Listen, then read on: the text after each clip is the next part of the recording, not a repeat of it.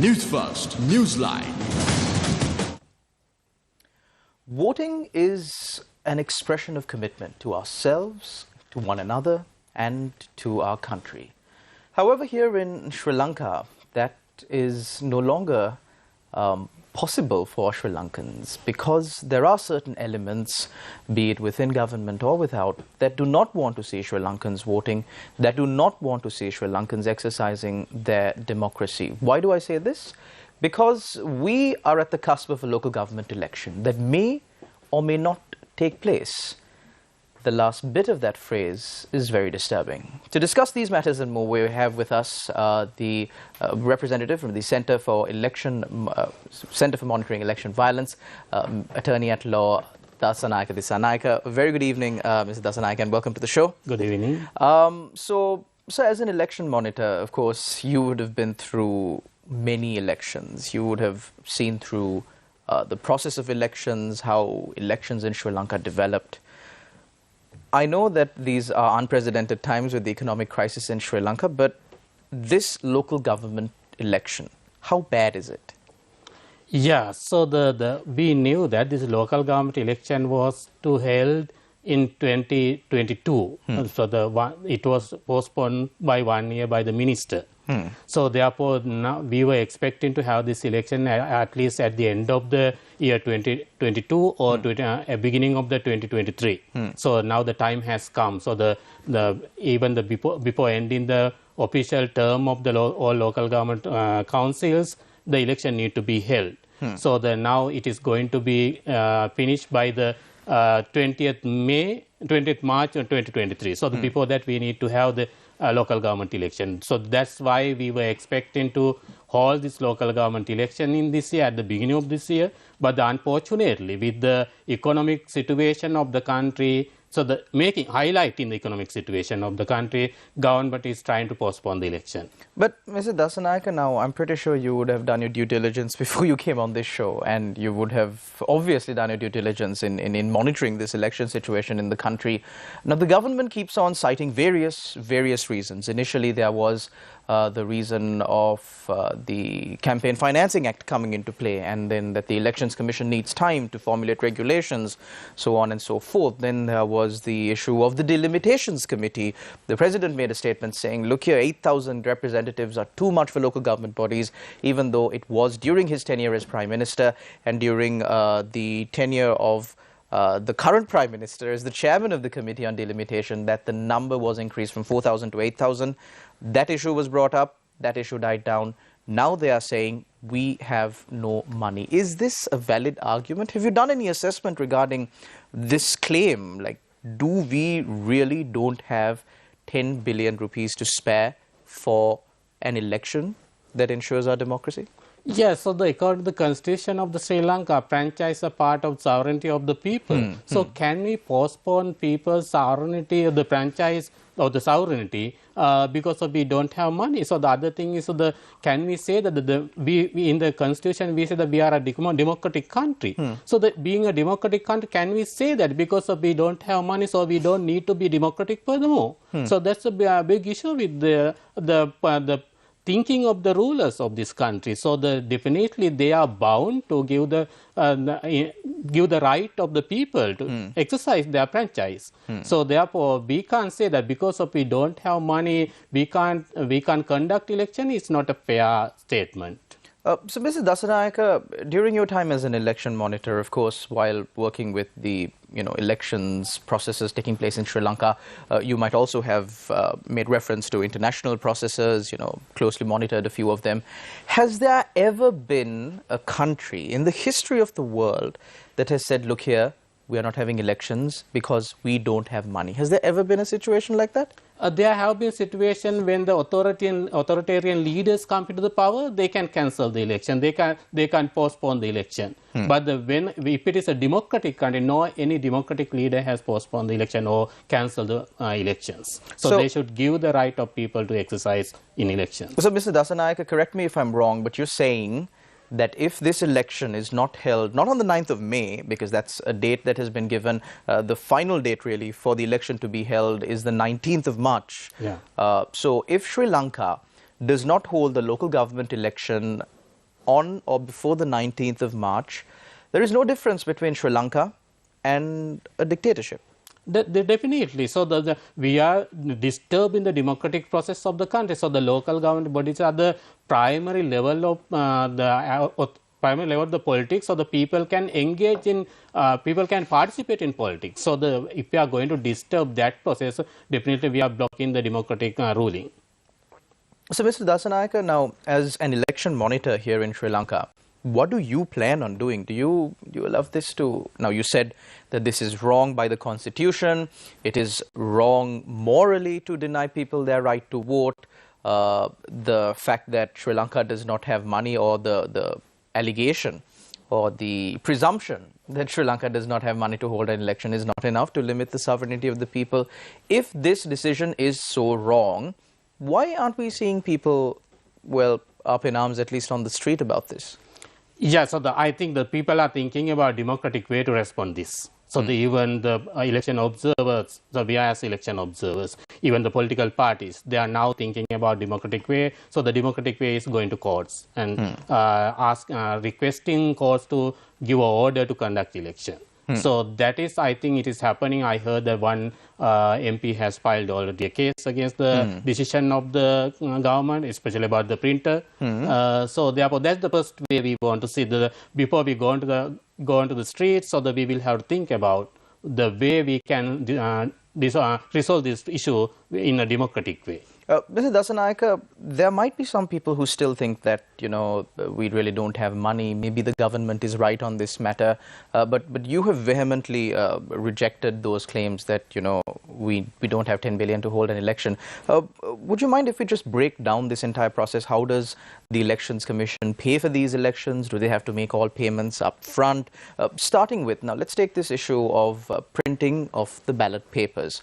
One of the reasons why Sri Lankans are getting so much of knowledge about how these internal processes in government work is because there is so much of ambiguity here, and the government continues to make various claims. It's important that people know how these processes work to really understand the logic and the reality behind these. So how does the printing of ballot papers really work? What's the process there? Yeah, according to my awareness, being engaged in the electoral process in last 20 years. So after declaring election by the Election Commission, so they give the order to the government printer to print ballot papers. So when they give the order to print ballot papers, so normally the government printer requests a kind of advance to start their process. So this time also they have requested, according to the information, they have requested about 200 million for starting the ballot printing process. But from the government, then they have come to agreement to give about 100 million as the initial payment. But as the government printer explained yesterday, so she has got only about 40 million. So another 60 million is lacking. So she's expecting at least that amount to start the printing process. So then we can see that this process, blocking of this process, is happening from the side of the Treasury. So Treasury has not given that money to the Election Commission or the government printer to start the process. So they are trying to block the process. So anyway, if they get in that advance amount so that they will start the printing process, then they will finish all the printing work related to the election. Because the Election Commission has no power to go to outsiders. They will have to do all the printing with the government printer. So, Mr. Dissanayake, correct me if I'm wrong. Now, let's try to put this into perspective. So, you have on one side the Elections Commission, which is an independent body. Yeah. Then on the other side, you have the government printer, which is a state institution, an arm of the state, controlled by the state, appointed by the state. The government printer is appointed by the state. Then you also have the Treasury, again on the side of the state. So the Elections Commission is merely an intermediary who facilitates the holding of these elections, independently, of course, so that it doesn't favor any party. So we have here on the government side, the government printer saying, look here, I haven't gotten the money. And we also have the Treasury saying, we will give you this money, but we can only give you this much now. We don't have money. So the blockage is only from the side of the state, is it not? Yeah, that is definitely from the side of the state. So, because even the election commission, they should give the money at least the election commission to conduct the election, because we knew that when we prepare in the national budget also, we knew that the election is due to come in this year. So, therefore, they have allocated some money for the required money for the election. So, the not releasing that money for the election commission and the government printer is the responsibility is with the government now. So, the other thing is that the government has a responsibility to support the electoral process. So, the president has a constitutional duty to create an enabling environment to conduct the election. So, if he block this process, or if he give the permission to government officers, to instruction government officers to block this process, he is also violating the constitution. So we saw certain decisions that were taken by government officials, certain letters issued by, I believe, Neil Hapuina, the Secretary of the Ministry of Public Administration, directing all returning officers not to accept bonds placed by candidates for the local government election. These decisions are still being challenged in court. The matter was set for to be taken up at the Supreme Court on a later date. With regard to these efforts of, hampering the election, what really is the progress on that front? Let's forget about the no money, no printing matter. But there were attempts in the past as well. There was also a circular issued, I believe, directing state officials to only issue money for essential matters, and these essential matters had been listed. And election is not among these essential matters, and that is one of the major deterrents for state sector officials to really cooperate with the Elections Commission and facilitate this election, because that circular states that if you do release funds that are not going to be used for any of these essential purposes, you will be liable to return or compensate the government personally. Is this circular legal? Can a government servant be held personally responsible like that? That's the issue. So the source of the law of the country is constitution. So how can the circular can violate constitutional provisions? Yes. So that's the issue. So if someone try to violate the constitution using the circular, even the executive president, he has no power to issue a circular violating the constitution. So this is the finance ministry or the treasury. So how can treasury issue such kind of circular to violate constitutional provisions and the sovereignty of the people of the country? So that's a big issue. So I think it is people's right and people's duty to go to courts and challenge those circulars.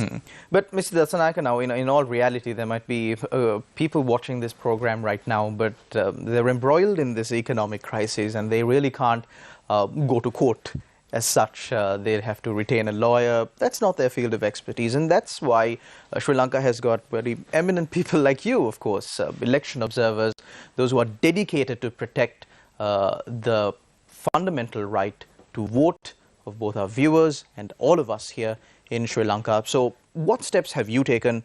What steps will you be taking? When I say you, I mean election observers, including the CMEV and other election observers in Sri Lanka. Yeah, definitely. As election observers, we are bound to protect the democracy of the country. So we are appearing for the democracy and the democracy of the country, protect that. So therefore, now we are thinking about, we are looking for avenues to go to court and get the order from the court to give a direction, direction from the court for these officials to conduct the election, especially with regard to the treasury. So that we are expecting a guideline or direction from the courts to release money to conduct the election at the moment.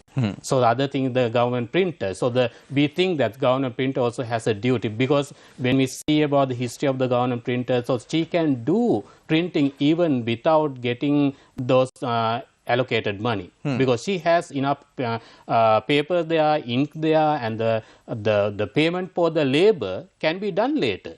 So she's asking about the payment for the labor, but that can be done later. So in every election, those payments are done later. Sometimes even after 2-3 months. So I saw in the news today that there are millions to get from government, other institutions, the printing department. So in that way, even she can do her duty for conducting the election. So therefore, we are thinking about getting order from the courts to instructing them to perform their duties. Well, I believe several political parties and other non-state actors went to court recently seeking an order from the Supreme Court to direct the Elections Commission to hold the election. However, that petition was tossed out because the Elections Commission came before the Supreme Court and said, look here, we are taking all steps to hold the election. But now the election is being hampered by other state parties. Where do we go next? We'll bring you the details after this short commercial break. Don't go anywhere. You're watching Newsline Live.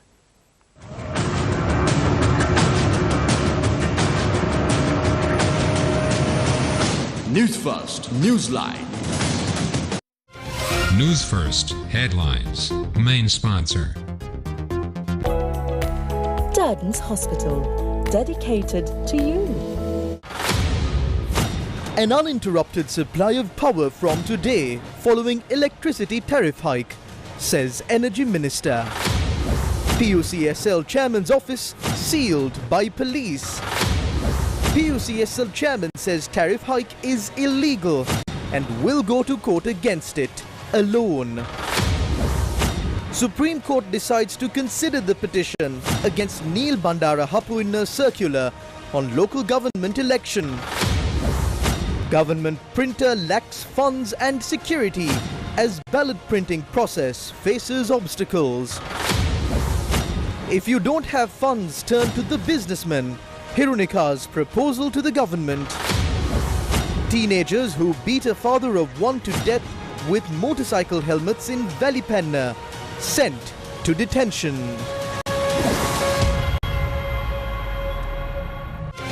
Newsfirst headlines. Main sponsor. Durden's Hospital, dedicated to you. Experience the best in healthcare at Durden's Hospital. We continue to evolve into a purpose-built hospital built to deliver world-class care. Trust in us for all your healthcare needs.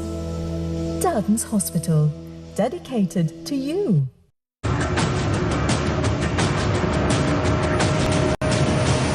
Newsfirst, Newsline. Welcome back. We're discussing the election. Will the election be held? Will the election be postponed? When will the election be held? These are all questions that we are trying to find answers to. Mr. Dissanayake, now we've been discussing about whether the government really doesn't have money to hold this election. Will the election be held? Will the election be postponed? I want to direct a question to you. You might have to put on maybe or take on the role of a soothsayer for this maybe, because, you know, judging by your experience in the field and what you see happening right now, what do you think is the most possible or probable outcome of all of these actions and inactions of the state and other factions that are supposed to hold the election? What do you think the outcome will be? Supposed not to hold the election. No, what would the outcome be? Now, we see the Elections Commission trying to hold the elections to a certain degree. Then we see other parties trying to stop this. There were efforts from passing acts to making delimitation committees to now the government printer coming and saying, look, we don't have money. The Treasury saying, yeah, we've allocated 10 billion, but, you know, this is all we can give you right now. Where will this lead to? Yeah, definitely. So the government is unable to give the money for conducting the election, so there will be a greater dissatisfaction of the society about the government, and unfortunately the people will try to come onto the street and asking for election.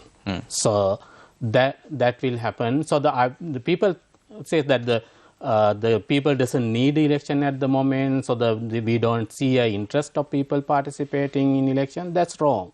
So even though people are not participating in election campaign and things at the moment, because of the economical and other social issues, they are expecting for election to participate. They want to vote in election. So therefore, if government try to postpone the election or cancel the election, there will be worse results of that. Mr. Dissanayake, now speaking of elections and, you know, democratic processes in a country, it's always important to assess whether an elected government of the time is really a legitimate government. I don't know if it's fair for me to ask you this question, but do you think that the current sitting government in Sri Lanka is a legitimate government?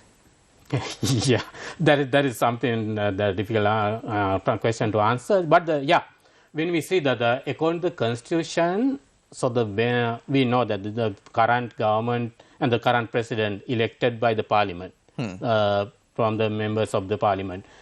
So therefore, that is the constitutional provision.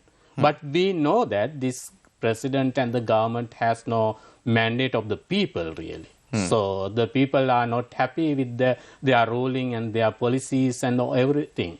So therefore, when we consider from the people's perspective, this is not a legitimate government. But according to the constitution, we will have to consider it is as a legitimate.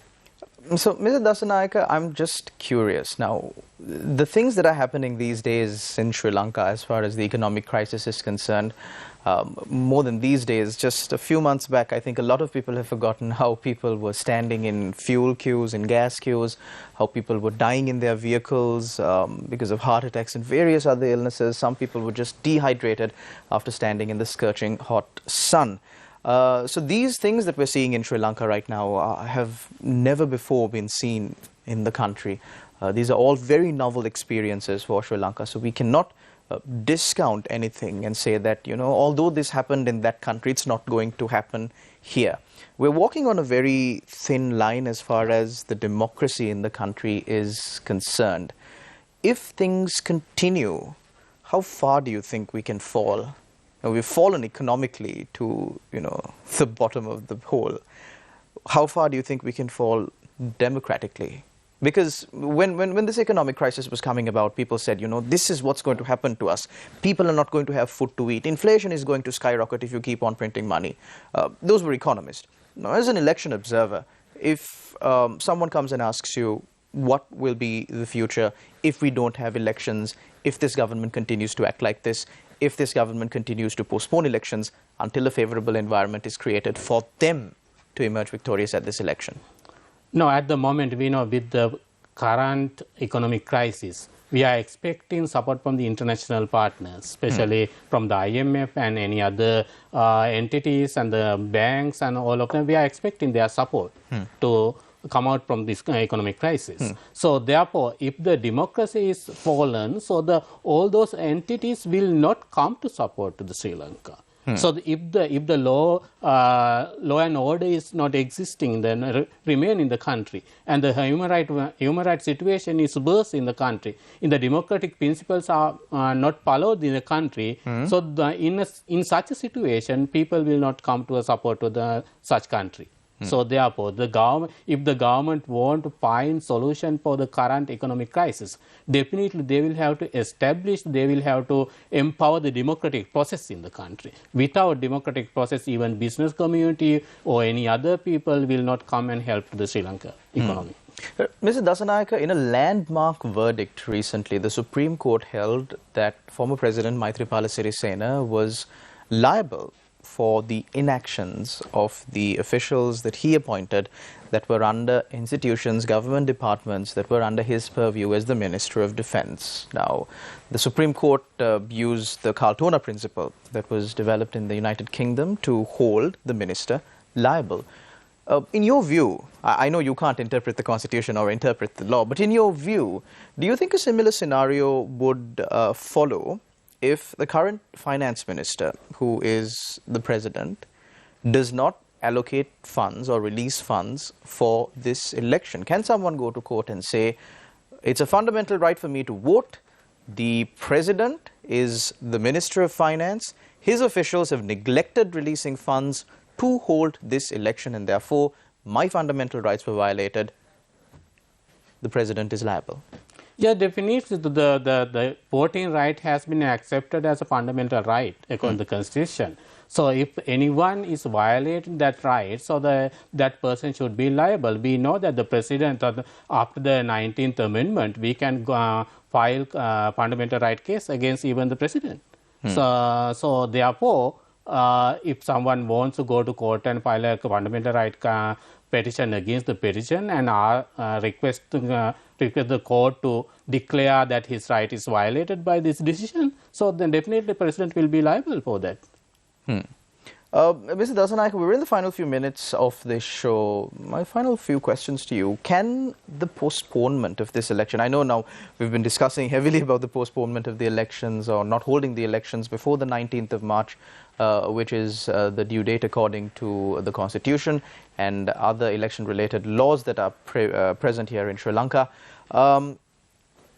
Can the postponement of this election or not holding the election before the 19th of March be justified by any extent or stretch of the laws that are prevailing in Sri Lanka right now? I don't see any possibility to justify that, the postponement of the election. So the weekend postponement of the election, so the Local Government Authority Election Act provides, if there is an emergency situation in the country, in such situations, so the local government election can be postponed. But at the moment, it is not an emergency situation. It's so when you say emergency situation, this is the emergency that is, referred to or contemplated under the Public Securities Ordinance, a state of emergency, you mean, that has been declared by the President. And there is no state of emergency right now in Sri Lanka. Yeah, no one is declared emergency situation in the country. So that economic issue. So now we are recovering from that. No, so when we see the statistics, so we can see that it is recovery. So therefore, you can't interpret this situation as an emergency situation anyway. So therefore, in such a situation, you can't find any provision to postpone the election. One final question, Mr. Dissanayake. Now, we see if a person is protesting on the street, best example being these two girls who were protesting close to Golface, not even close to Golface, it was more towards Golface Hotel right next to the roundabout. They were protesting against the government spending 200 million rupees on a flamboyant Independence Day celebration. I mean, the 200 million could have been used to pay the government printer, but then those facts are aside. The money has already been spent. People who've attended the Independence Day celebrations have had their fun. But these two girls were asked to leave. They were not allowed to voice their opinions there. We see if a person protests on the street, they will be easily arrested under Section 120 of the Penal Code and thrown in jail or put before a magistrate saying that they're conspiring against the government. Do you think that state officials are now conspiring against the government by, hindering this election process or working to stop the election from taking place? That's the thing. So when the people are come out to the roads and when they protest against the government policies, that can considered as the conspiracy against the government. But when the government officials are disturbed in the process of the government, so the election is something the government are bound to do. So they are disturbed in that process. So the disturbed in that process we can consider, we can interpret as the conspiracy against the government also. So in the Constitution also, if any government official not supporting the decision of the Election Commission, it is being considered as a criminal offence. So this type of move of the government printer or any other officials can be considered as a conspiracy against the government. Well, Mr. Dissanayake, you're the expert, you're the election observer, and it seems like you've got a lot of work on your hands. So, Mr. Dissanayake, I'm not going to keep you here any longer. Of course, also, the time allocated for our program has unfortunately come to an end. But thank you very much, Mr. Dissanayake, for coming on our show and explaining, of course, to our viewers the importance of an election and how the processes around it, the nitty-gritties around the election really work. And also, Mr. Dissanayake, good luck for your future work in ensuring that people in Sri Lanka can finally vote and make their voices heard. I believe a lot of people here in Sri Lanka are eagerly waiting to make or to cast their vote and to ensure that Sri Lanka has a better future. We've tried it multiple times before and we've got it wrong on more times than once, but well, let's hope that this time we can make it the charm. Thank you very much, Mr. Dissanayake, once again. Thank you very much to all our viewers out there also for tuning in. Until we meet again, take care and God bless.